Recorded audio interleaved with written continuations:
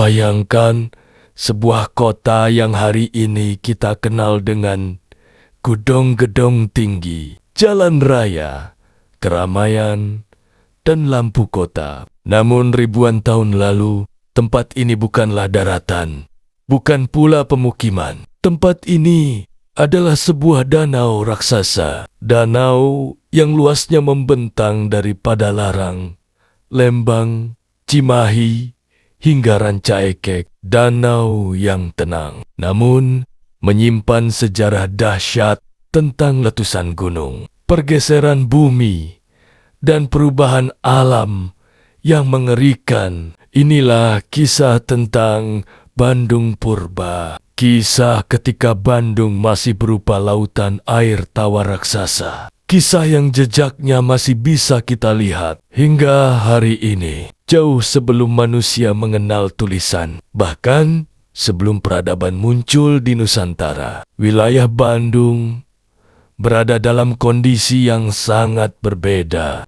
Secara geologis, Bandung berada di sebuah cekungan besar yang dikelilingi pegunungan. Cekungan ini terbentuk akibat aktivitas tektonik dan letusan gunung api purba. Gunung-gunung yang mengelilinginya antara lain Gunung Tangkuban Parahu, Gunung Burangrang, Gunung Melabar, Gunung Manglayang, Gunung Patuha. Pegunungan ini membentuk dinding alami seperti mangkuk raksasa. Dan ketika aktivitas vulkanik terjadi, cekungan ini perlahan terisi air. Sebelum Gunung Tangkuban Parahu berdiri megah seperti sekarang, ada gunung raksasa bernama Gunung Sunda Purba. Gunung ini mengalami letusan maha dahsyat puluhan ribu tahun lalu. Letusannya menyebabkan longsoran besar. Material vulkanik menutup aliran sungai. Terbentuknya bendungan alami. Air hujan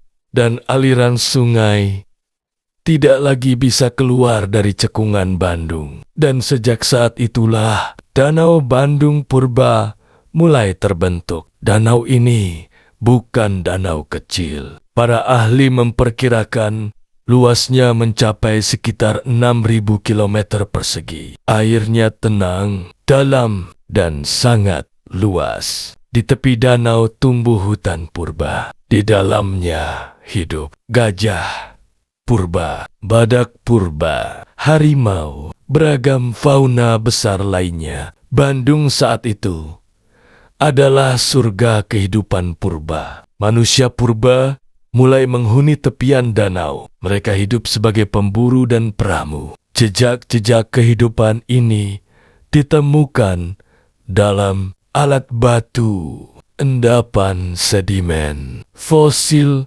fauna. Mereka memanfaatkan danau sebagai sumber air, sumber makanan, jalur perpindahan. Bandung bukan kota. Bandung adalah alam liar yang hidup di tengah danau mengalir sungai besar, Citarum Purba. Namun, aliran sungai ini terhambat oleh endapan letusan Gunung Sunda. Air terus naik, danau semakin luas. Citarum menjadi urat nadi danau, namun sekaligus menjadi kunci kehancurannya di masa depan. Perlahan, alam mencari jalannya sendiri. Tekanan air semakin besar. Erosi terus terjadi di satu titik lemah. Padalarang, batuan mulai runtuh. Air mulai mengalir keluar sedikit demi sedikit. Danau Bandung Purba mulai surut perlahan. Hingga akhirnya terjadi peristiwa besar. Dinding alam jebol. Air mengalir deras keluar menuju selatan. Danau raksasa itu lenyap secara perlahan, meninggalkan endapan, lumpur, tanah subur, lembah luas. Inilah cikal bakal dataran Bandung yang kita kenal hari ini. Bekas dasar danau berubah menjadi daratan luas dan subur. Sangat cocok untuk pertanian. Inilah alasan mengapa Bandung tanahnya subur, banyak sungai, udara Sejuk. Bandung adalah bekas dasar danau raksasa. Jejak danau purba masih bisa kita lihat. Bentuk cekungan Bandung, endapan danau di Rancaik, sungai-sungai yang mengalir keluar cekungan. Bahkan kontur kota Bandung hari ini masih mengikuti bentuk danau purba itu. Legenda Sang Kuryang bukan sekadar cerita. Gunung Tangkuban Parahu dipercaya sebagai sisa runtuhan Gunung Sunda. Danau yang dibendung dalam legenda sangat mirip dengan fakta geologi Danau Bandung purba. Legenda dan sains bertemu di sini. Kota Bandung